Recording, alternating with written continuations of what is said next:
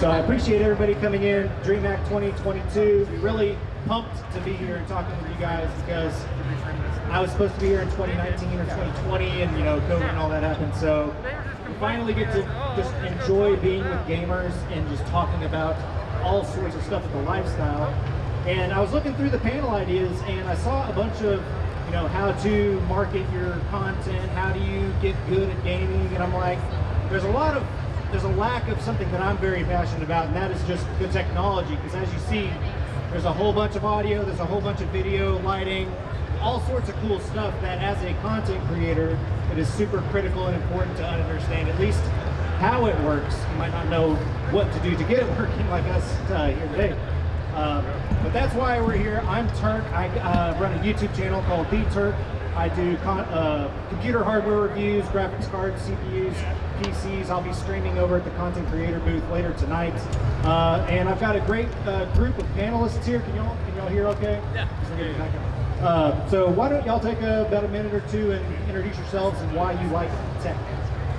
Yeah, so hello Dreamhack and everybody who came out to the panel. Appreciate you guys coming out. My name is Kelsi, or Kelsi Plays. I'm also Killjoy today, if you know what that's from. It's Valorant, by the way. I play video games, I'm a streamer, I also cosplay and into fitness and things like that, keep your health going. I am also sponsored by Alienware, so I obviously got into tech very, very long ago. And I am as Killjoy right now. I'm a little tinkerer for all the machines and things like that. I love to take things apart, put it back together. Alienware scouted me out a couple years ago. I've been with them ever since. They're an amazing company. They're like a dream sponsor for myself. But I love all PC parts. I love to put together PCs and play video games. So yeah, that's me.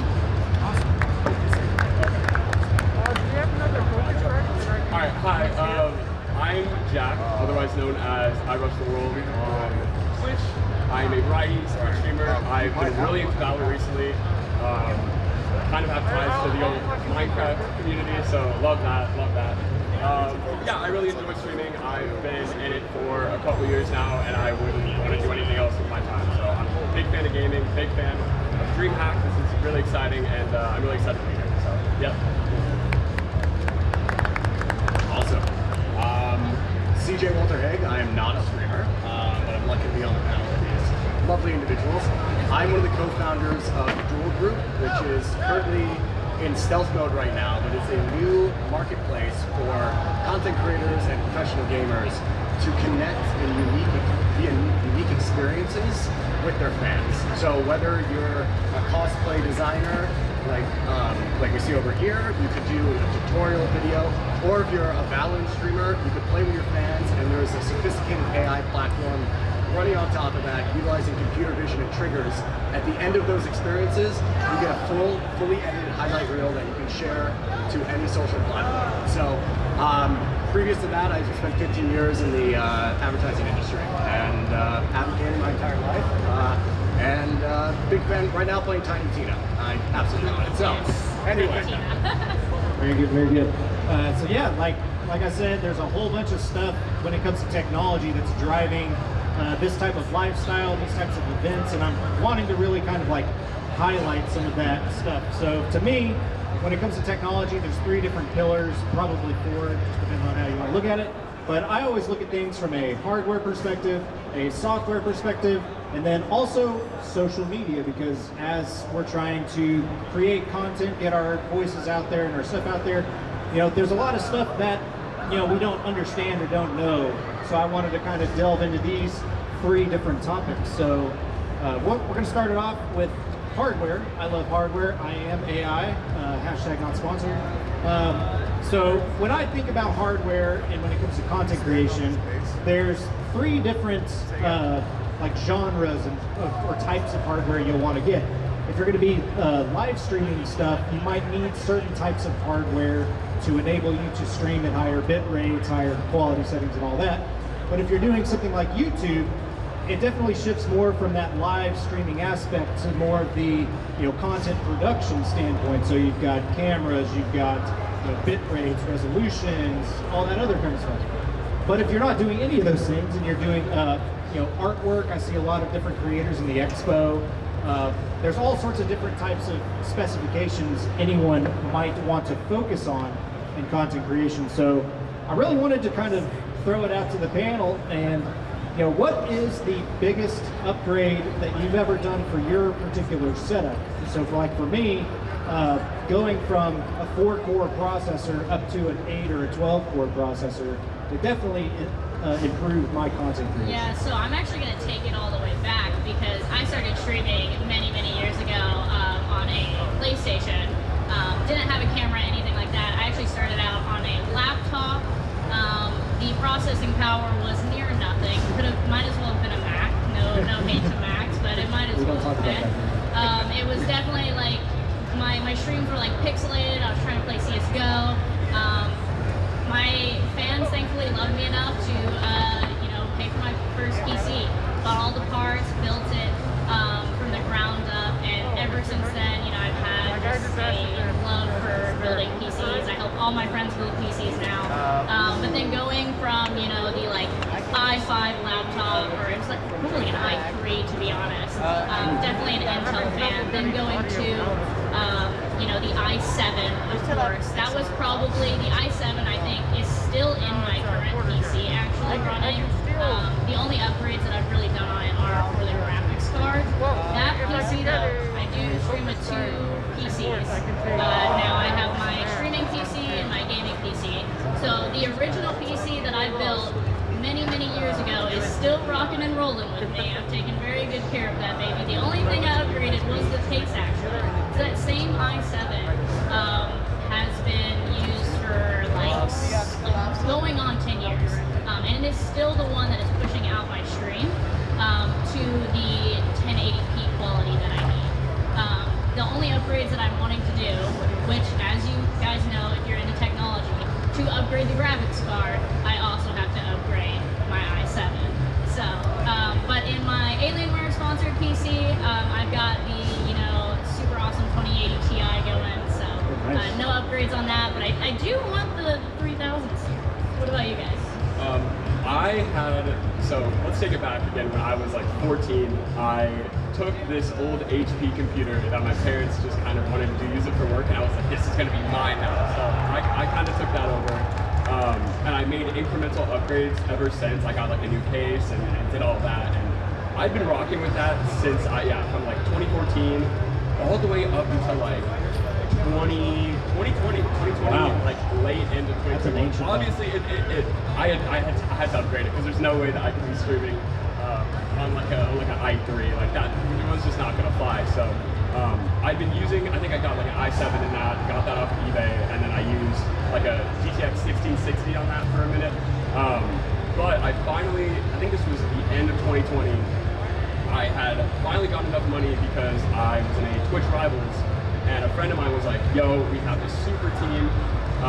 It was a Minecraft Twitch Rivals sponsored by Mizkif, and I was luckily invited, and my friend Dave just pretty much got this absolute stacked dream team of Minecraft PvPers. And long story short, we ended up taking first place, so I finally got enough money to get a pre-built, and this was back in the time when kind of quarantine had messed up graphics card prices, so NCXT, shout out to them. I got like a pre-built, I have a 3080 and a Ryzen 7, and it's been doing good ever since. I haven't looked back or haven't had any issues hardware-wise, so that's what I've been rocking with now. I think that's probably the most important upgrade I've had, and it's carefree, so I definitely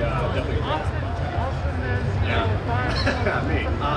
I actually recently bought an Alienware ring, and I'm very excited about it. Yes, I'm so excited for you. It's funny though, the only game I play on it is Hearthstone. So do I need this powerful PC just to play Hearthstone? Probably not. Probably not. It looks pretty. It does look very pretty. I've always been a console player. I think I bought my first, God, I'm drawing a blank on it, gaming laptop in 2010. And that actually still works to this day. It's phenomenal. The thing is bulletproof. I think it weighs about 45 pounds, but it is an amazing thing. I think from a tech standpoint, from a business point of view, there's so many interesting products, hardware-wise, coming out nowadays. There are non-endemic brands, for instance, a brand called Pivo, which is a content creator pod but now they're going to the gaming industry where they're doing motion capture technology within webcams. So there's a misconception that streamers are just stagnant and sitting there, and I find it amazing that these brands in different industries are now seeing the value in gaming and really taking their personal brands or their business brands to a whole next level with the help from an incredible community. So just quickly, this wasn't a prepped question, but so that Vivo capture card or whatever, don't a lot of VTubers use that in order to like animate their little. So this is, I think it's a different product. So Pivo actually has a pod that you can turn, you can put your cell phone in right now, and it uses AI motion capture technology that if we were walking on stage right now, it would follow us around. The idea from there is to create that same technology and put it into a webcam, so it's actually following you around rather than just sitting there and stagnant. So that would be cool for like if you were doing a kitchen cooking stream, or if you were on a panel and you were showing the whiteboard. Or if you rage quit and run away from your computer, you know, there's all these It's different. me. I do that. Cool. So we've heard a lot of Intel fans up here. I'm really disappointed in y'all. I love AMD, so I'm just going to stand on my soapbox. AMD's not bad. I'm so, with the. All right, cool. Yeah, but Intel, it's, you know, first computer build, you know, it has my heart. Intel's definitely good. I won't soapbox on that because that's for another stream later tonight. So here's the opposite end of that question. What is the biggest thing you've purchased that you regret dumping money into? For me, it was a fancy gaming mouse. So you Because I didn't need it. that I regret buying? Yeah. All of it. Oh my god. So much money down the drain. I have so, like, I just posted actually, so Killjoy, obviously, she's the one with all the monitors, the My least PCs. favorite character. That's your what? It's annoying. She's annoying. Not you. Oh my but- god. I am kind of, yes I am. So, all the monitors, the laptop, everything. So I actually just took a photo with my entire equipment, and it is absurd. I have a 70-inch like standing desk, and it is all filled with 2 PCs, 4 monitors, 2 keyboards, 2 mouses, way too much audio equipment. Like, it is all of it. All of it I regret. See, I don't know. I feel like I kind of try to make stuff work, like even if I kind of regret buying it. I would say, honestly, my biggest downfall is like buying keyboards when I definitely don't need to buy another keyboard because it's functional. I just want to see it light up and have funny colors go on. So I would say I've definitely bought a keyboard, gotten home from Micro Center, and been like, I just did not need to spend $100 on this. So mine's pretty lame, but definitely need to chill out on the keyboard. I think mine is lame, or I'm going to go the opposite of Kelsi here. None of it. I don't regret any of it. I love everything I have, and I made great purchases. So there we go. Right. Very wise. Yeah, Very so wise. wise. All right, so the last question regarding hardware, you know, there's all sorts of different people out there that are trying to, you know, throw their latest tidbit of information out there. But who are your go-to sources for hardware-related issues or ideas? For me, I found EposVox to be very helpful when it comes to tweaking OBS because, you know, he's done a lot of the hard work when it comes to settings and stuff. I don't have time for that. So that's my go-to hardware room.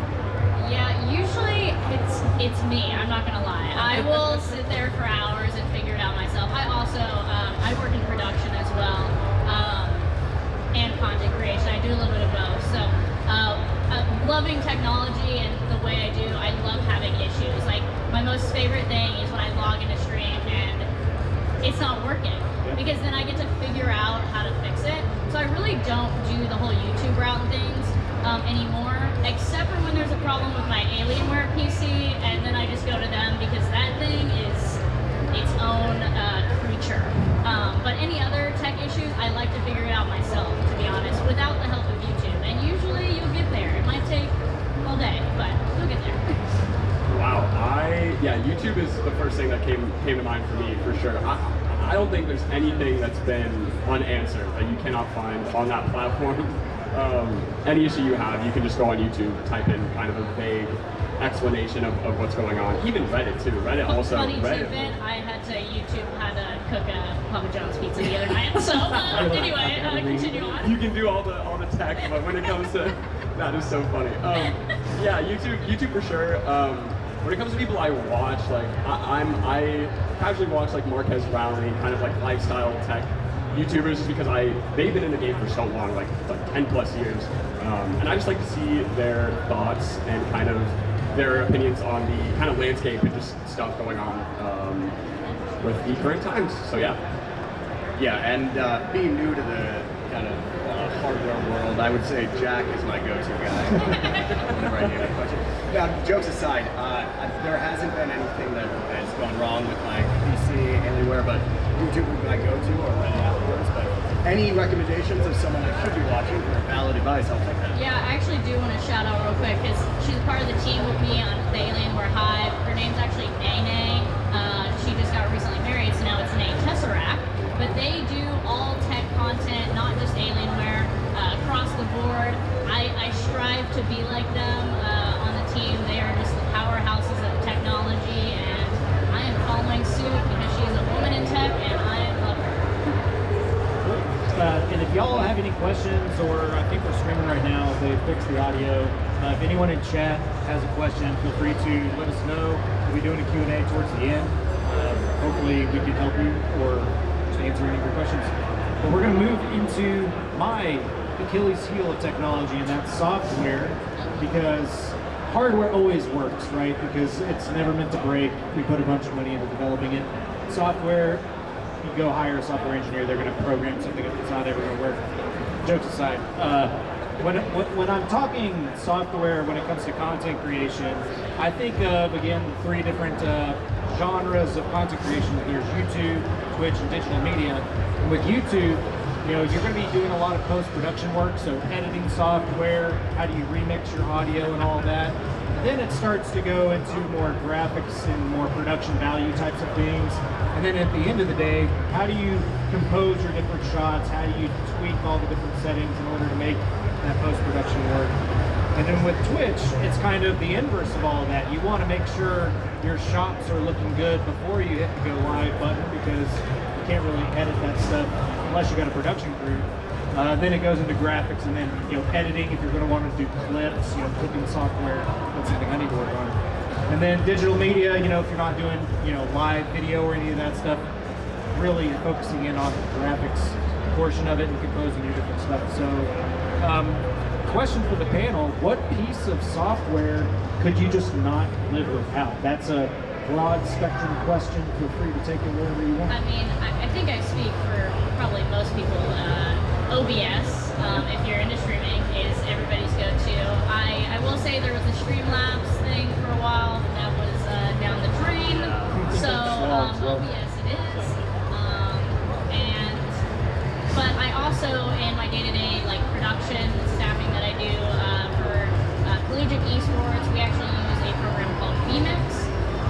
If you have the funds to do so, I mean, there are programs out there that are better than OBS, but if you were just trying to stream on Twitch, YouTube, make content, OBS is definitely the way to go. There is a lot of new programs coming out too that, obviously if they're willing to sponsor you, absolutely go for it, get the bag.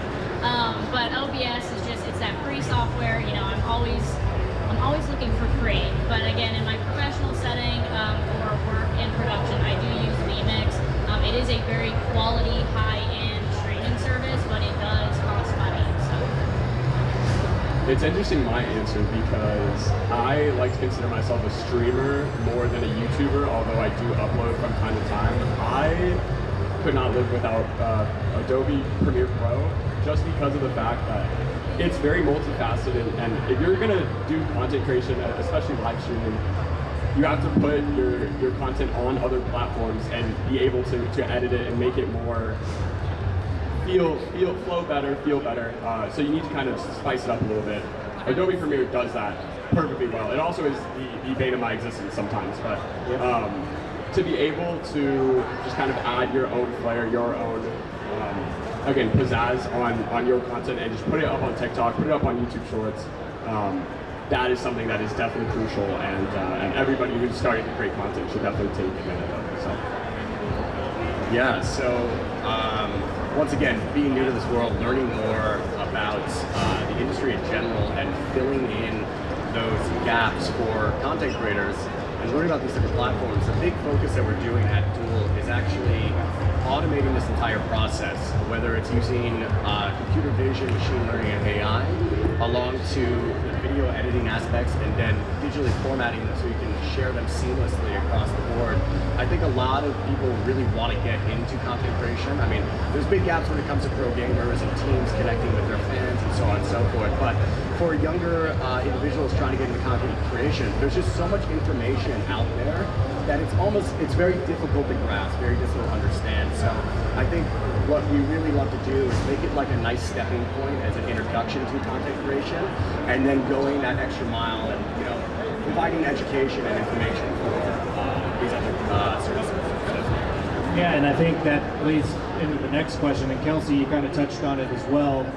There's paid software you can pay for. There's subscription stuff like Adobe has their subscription service, and then there's of course open source. I might have already said free. Then there's the the pay it up front. You don't have to pay for it again. DaVinci Studio's I don't like Premiere Studio, unfortunately. I do DaVinci. So when Kelsi, you can add more to yours, but what types of software do you like to support? More open source free stuff, more subscription based? Pretty good. Yeah, I'm definitely one for the free. I've always been, I'm not gonna lie, I came from the bottom to the top. I don't even think I'm at the top yet, to be honest, but I definitely started out with, as cheap as, like, my first PC build, for example, it was a budget build. It was as cheap as I could go. And again, I still have it. I'm still taking care of that baby. It's my baby. And same with software. If it's free, I'm going to use that free software. Canva, for instance. I know, if you're in social media, you probably heard of Canva. Well, they're really starting to make it like very paid now. They want you to pay for everything, and I'm like, I don't really like that. So I'm definitely going to be probably, looking for the next free platform that's going to offer that same stuff. Do I spend money on Photoshop and Adobe and things like that? And again, for my company, they pay for vMix and stuff like that. And there are times when the program is just so good that you might want to pay that money. But I usually try to find the programs that do exactly what you need at the bare minimum. You don't need all the bells and whistles. Same for slobs. They're taking stuff from all these other companies and kind of ripping them off, and then you end up with a program with so many bells and whistles that you don't need to stream, right? You just need your basic webcam audio, things like that. You don't need all the bells and whistles because you can program those yourself. So yeah, if it's free and it'll let me do what I need to do, that's all I need. Sorry, you bring up a very interesting point. I think a lot of these organizations, they come into the community and utilize the information that everyone wants, and then there's a point, it's a pivot point where it turns into a business, and then everything's going away from a freemium model. There's no appreciation from the community, and that's one thing that really bothers me about a lot of these organizations. Yeah. But there's always new companies coming out, so you can always switch over. I guess I'm very lucky because I just graduated college recently, and my college had like a $15 Creative Cloud thing for like 3 months or so. So that is License keys for dirt. Windows. Yeah, like that is just like dirt cheap because like I think it's like $70 a month if you're not in college. So I'm gonna have a rude awakening trying to figure out how to how to get all my. I'm having a rude awakening right now. I'm still using my Like, Photoshop where's the free stuff? CS from like 2003. So I'm old. It's fine. Yeah, it's just it provides a lot of value, and although it is a pain in the wallet, but Adobe definitely, like Photoshop, you got Premiere, After Effects, if that's something that you're trying to get into. There's so much more. There's so much more like that's included in that if you just want to set aside some time in one afternoon to try and be like, oh, how can I utilize this to make my content better and more effective? So yeah. Yeah, and one thing that I like, I appreciate open source software, the community-driven development stuff. And one thing you also touched on it, Kelsi, is Canva.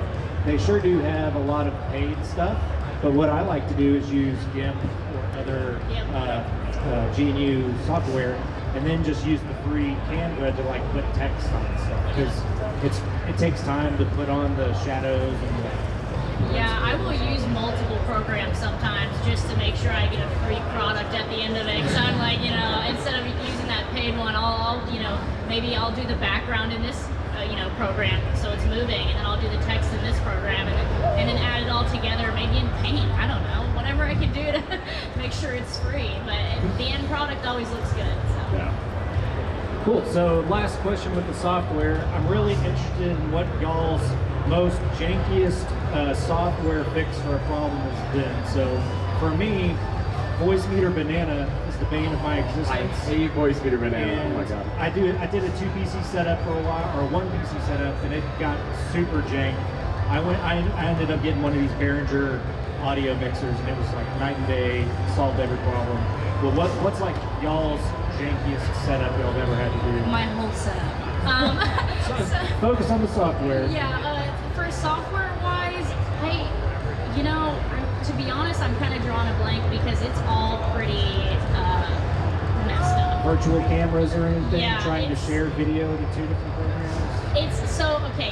I'm going to say audio because I'm dealing with this right now currently. I need to find a program because the new Alienware wireless tri-mode headset just came out, by the way. And it's tri-mode, right? So it's Bluetooth, it's wireless, but it's also wired. But I run a 2 PC setup. One is for streaming and one is for gaming. But all of the audio is routed through the gaming to the stream PC, right? But the way this is routed, it is nearly impossible to get this tri-mode set up correctly to where I can hear my gaming PC. So I'm gonna have to find a program. So that is my current fix right here. There is no fix yet, but I'm working on it. So that's probably it. This didn't happen to me, thankfully, but it happened. I was like in a Discord call with a couple friends. There's a piece of hardware that translates into software. It's called the Go XLR. Gotta be one of my favorite things I have for a setup. You can adjust how loud your mic is, how loud the game is, how loud chat is, Discord is, and your that's system. That's my issue right now. Is the Go. And that's what's one of my causing biggest the issues. popular videos about XLR. It's funny because I remember they come out with updates to patch stuff and whatnot, and I didn't get this update for whatever reason. I didn't get pushed it, but I was in a call with somebody who had to go XLR. They're like, "Oh, new update, sick." They restarted their computer and all their profiles, and profiles are pretty. You need to have your profile set up, or else it's going to hit the fan, and you're not going to be able to hear anybody. There's a very tedious process that if you mess it up, it's hell for at least like one afternoon. So we couldn't hear him. We didn't realize what happened, and then he just kind of he spent the whole afternoon trying to figure it out. His stuff just got busted with the Go XLR. So it's definitely a blessing and a curse using kind of that software and having it translate. But yeah, thank God it didn't happen to me. But I didn't update it. It was just whatever update they pushed out just completely wiped it out. But they had a quick fix. Hopefully, so that was all good there. But yeah. I mean, I feel like I'm in a similar boat as Kelsi. And my issue right now is nothing very specific software-wise, but it's audio. I am testing out our AI and connecting to different platforms. And then me being the moron that I am, I'm using a Scott PlayStation 4 controller, and then all the audio goes through that, and then I'm stuck. So here we go. That was fun. And the cool thing about, or the bad thing, I guess, is since they were pretty antiquated hardware-wise, they didn't have more elaborate options for routing audio unless you had like the optical. Yeah. All right, so the last pillar of technology I want to cover really today with the panel here is just social media. Now, you could think of that as another extrapolation of software, but we're going to make it its own thing because it's very important and critical as a content creator to kind of know how the social media aspect and how some of the behind-the-scenes stuff works in order to actually catch SEO, catch your algorithms and all that stuff. So really kind of open and interested in hearing y'all's thoughts on, the algorithm or SEO and your YouTube or any other types of social media stuff. 'Cause I'm terrible at Instagram, so. Yeah, so I'm kind of an all-over content creator. I do Twitch streams, I'm on TikTok, I'm on Instagram, I'm here, I'm there. I'm more for like the overall following than anything.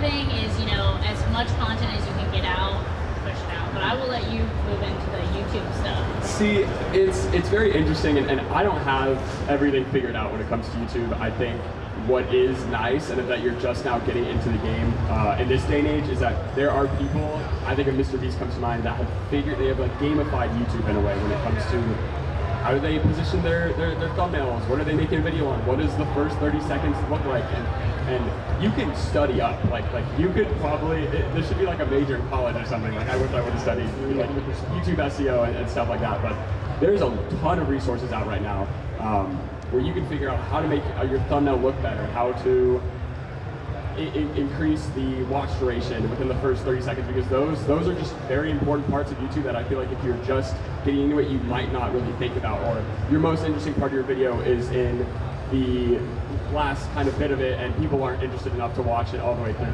There's just a whole bunch of stuff that is just, people are studying, people are constantly making videos and trying to help others, trying to uplift others, because there's some talented people that probably would be insane if you just gave them a microphone and a video camera, and their ideas and imagination could go wild with what they could create. So yeah, I think the YouTube backend is actually really helpful, especially trying to figure out your click-through rate from your thumbnail versus how your title is structured, and then seeing how your audience kind of trails off, because I've only got 4,000 subs and growing and all that stuff, but it's like I could have a video that's fire and it's like my thumbnail is not good and my first 30 seconds are not good, but it's like the rest of the content is what drove the algorithm, and it's like they keep changing things on how to detect if it's a good video or people will like it. So it's always ever changing, it's always ever evolving, and what I like about YouTube is that I haven't done it for for that long, at least since I came back into content creation a couple years ago.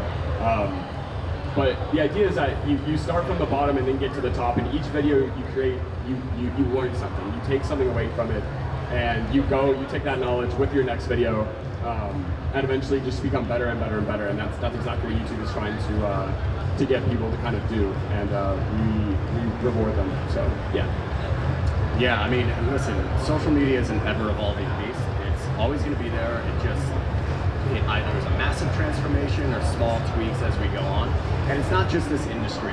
Being in advertising as long as I have been, made the biggest brands in the world don't have SEO solved. Let's take Target, for example, where they don't even have SEO or search engine optimization for their own products because they believe that their brand is large enough and they don't need it, or they're missing out on millions and millions of dollars. So if you're an individual content creator or one of the biggest brands in the world, it is an essential part of any brand awareness, any social strategy. Yeah, I've found TubeBuddy to be very effective in giving you recommendations on like tags for videos, trying to get your title to be consistent with what's in the video. It is a subscription service, but I feel like without having that background knowledge, a lot of the stuff I tag doesn't get seen by people because the tags aren't set up properly for what the video is. True. Yeah, and I'll touch on like live streaming real quick, just because that's like my main pursuit, and so social media is great. Like when I go live, I post on every single platform there absolutely is, just to let people know that I'm live, right? Because not everybody is going to use the same platform. You've got people on Snapchat, you've got people on Facebook, and so you really want to be able to reach all of those people. So it's kind of like a checklist before I go live, right? Like I've got to post at all of these different social media sites, let people know that I'm going live. Then it's what kind of title is going to bring people in. I'm going to let people know what I'm doing. I'm going to make sure all my bots are running. I'm going to make sure all the tech is working before I go live. And then it's about it's the entertainment of streaming is more how do we keep people here. It's the same as social media. You want to post as much as you can to get those viewers. It's the same thing with streaming. The moment somebody comes into your chat, you want to be talking to them. You want to be productive and speaking to them and keeping them in the chat for as long as possible. And I think with social media, we have TikTok now that is incredible. If you're not on TikTok and you want to do content creation, I'm not gonna lie, I don't like TikTok. That's a different panel. But if you want to get into content creation, TikTok is the new thing. It is where you need to be if you want to be successful. I don't like it, but I gotta do it, because if I want to grow on any other platform now, TikTok is not the only way to grow. I'm not going to say that, but it is a way to blow up almost instantly. People who are, TikTok stars now, they're also verified on Instagram. They're verified on Twitter. Their streams are getting 1,000 viewers. So if you want to be successful, you need to get on TikTok. Sorry to say it, I hate it, but you gotta do it. Agreed. It's again a necessary evil, and you need to follow the trends. You need to, whether you like it or Social not. media trends. Yeah. I will say, you also, for those of you who want to get into live streaming, solo doing it just on Twitch. Like if you hit live every day and just it on Twitch, you're not gonna Twitch's algorithm and the way that they put people on your kind of home page. It's not good. It's not good. So if you were to go live every day for 4 hours, you probably wouldn't see much growth because it's just not getting put anywhere. So just make sure just to post on every single platform you can, TikTok, Twitter, Instagram, do that whole shebang, and yeah, just kind of seize your opportunities that you got. Yeah, we got a lot of. I've been streaming for many years now, and like he said, YouTube actually, they'll push your video as soon as it gets those views, it gets 10 views, now it's gonna get 100 views, they push your video. Twitch doesn't push your stuff for you. You have to push it. So again, that's why I routed to TikTok again, is because, if you're on TikTok, that's pushing your content out there. Now you have a source to bring people in. Twitch is a real weird new thing. I mean, I guess it's not so new anymore. I've been doing it so long that it feels new. So I've got to wrap that up. Oh, yeah. Final question.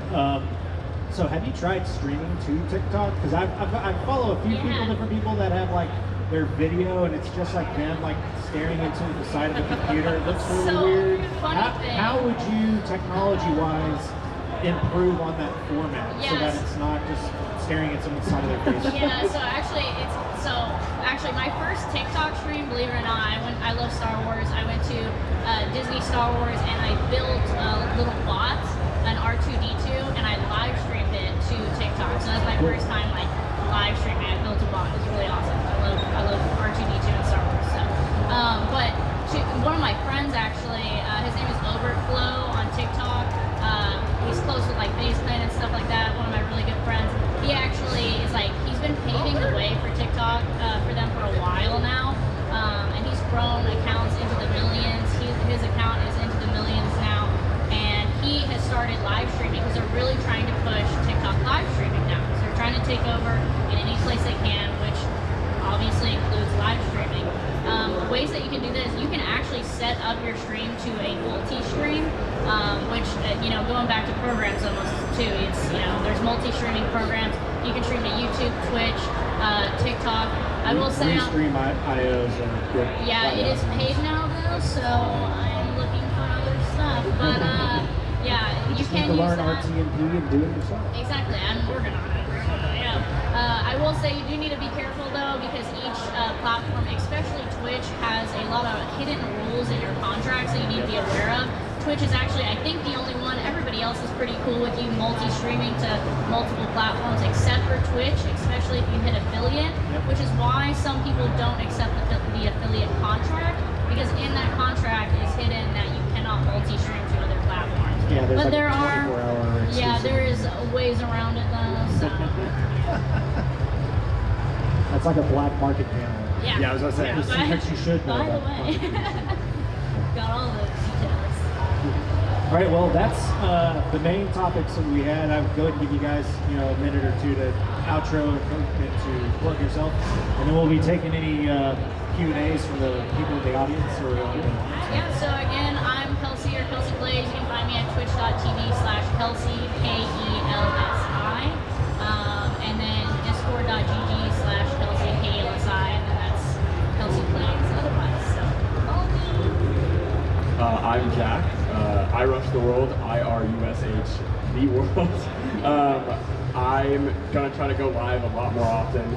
Usually, again, I'm on a big Valorant kick, so if you guys are into Valorant, come stop by, come say hi. Exactly. But no, I have such a wonderful kind of area of a corner of my internet, I would say. So definitely very, very excited to be here. Very excited to go talk to you guys, and yeah, I hope to see y'all, and so appreciate it. I can vouch for Jack. He's a subpar Valorant player, but no.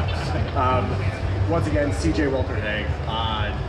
With Duel Group will be popping up very shortly. We're currently in stealth mode. The big thing right now is working with content creators and people that are a central part of the community and literally listening to that community. What you guys want? Where are the gaps? What are you not receiving from these other platforms? And building something that we can actually build together for us. I hate saying it, for us, by us, for gamers, by gamers, but we really do want to stay true to that community. So, yeah, keep an eye out for that. And I am the Turk. I'm on YouTube and Twitch. I do science and technology, PC gaming, computer hardware reviews. So this is my wheelhouse. If you want to learn more about that kind of stuff, definitely check me out there. But now we're in the Q&A portion. We're not going to fix your PC for you, but Maybe. I've already had to almost fix this computer today. So. If you pay me. So if anyone's got any questions, feel free to shout it out and we'll echo it for people on chat. Go ahead. What is one of the biggest changes that you've made in your setup, whether technology or social media, that you thought was really small, but actually ended up having a big impact? So the question was, what is the biggest change you've done on your setup that you thought was really small, but ended up having a massive impact on performance or just quality?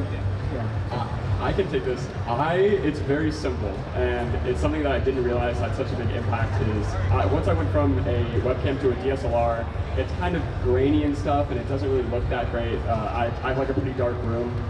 Get a ring light. If you're gonna do like face cam streams, get a ring light, because everything, it makes everything brighter. It's just focused on you, and that's something that I thought I didn't need until I got one, and I literally cannot go back. Like it makes your quality, especially if you're using a webcam, tenfold better. I hate that you said that, but Yeah, yes. please have lighting. Yeah, Lighting is key. So my personal hack with the lighting is, there's a lot of, you could buy an Elgato key light, they're like $80 to $125. Go to IKEA, get some of those clamp-on desk lamps, and get a $5 bulb. It's infinitely better than just what your monitor outputs in your house lighting. So get 2 of them, get both sides of your face, you'll be money. So probably for me, I would say over like the pandemic, actually, the Go XLR was out of stock, and so my mom actually got it overseas in Europe and had it shipped for Christmas. And I think I cried when I opened the box. Okay, I wanted it so bad. My audio is terrible. Any audio mixer will do, but I really wanted, the neon lights and the fun colors and things like that. So opening that has changed the game for me, not only because I run a 2 PC setup, so it allows me to like route everything together, but it also has like a soundboard and like a voice changer and stuff, and that really adds like personality to my stream. So anytime I get a subscriber, I play my subscribers they're troopers, they're little stormtroopers, so I'll play like a Star Wars tidbit every time someone subscribes, or change my voice, things like that. It really adds to just the stream overall. Kind of a quick comment on that is I got the mini version, because you probably have the bigger one. I think the mini is the better value, especially unless you're going full production. Yes, the Go XLR Mini is around a little bit under $200, and I think the OG Go XLR, which is phenomenal, it's like $500. So if you're definitely looking for kind of a budget mixer, but still want that Go XLR functionality, Go XLR Mini is fantastic. And even I wish I had those like voice changes and voice mods and stuff. But you pretty much get the similar quality just without all that fun stuff. But it's awesome. Both products are amazing. So. And the thing, when I upgraded my audio setup to, I used a Behringer 2-input one. Just by reducing the complexity of how things are hooked up, you end up broadcasting a much more coherent stream, because you're not sitting there, all right guys, wait up while I fiddle with the voice speaker banana. I think the mixer is really good, and the lighting is definitely probably the biggest things. Any other questions from the audience? The man in the pizza shirt, perhaps? No? Oh, Go ahead. yep. What's your most recommended antiviral or just overall cybersecurity software? My biggest issue is I have the hardware and I have the software. I'm just worried about all the hackers and the people that want to know real life information. Yeah, I actually, just to touch on that, because like I've dealt with a lot of that, obviously, especially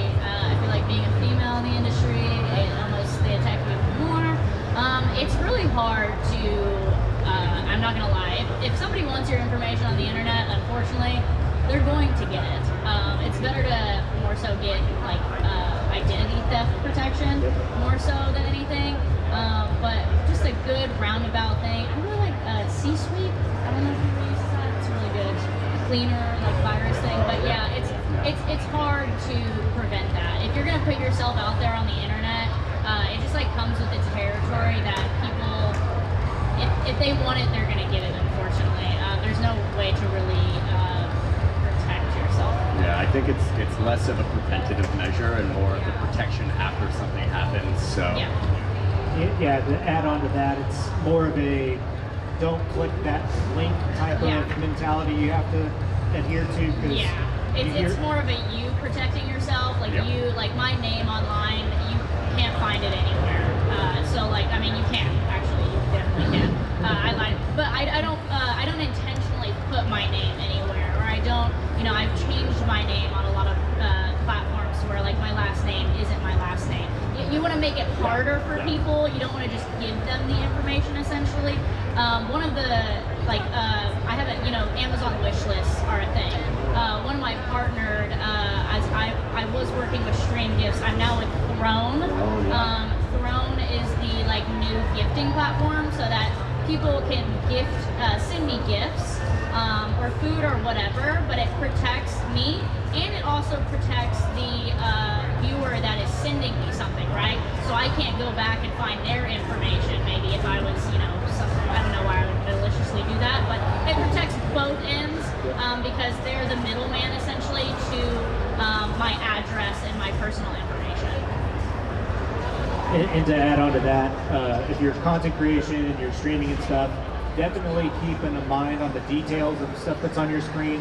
I've had a couple streams where I have like Amazon open and it's like, hey, there's your zip code.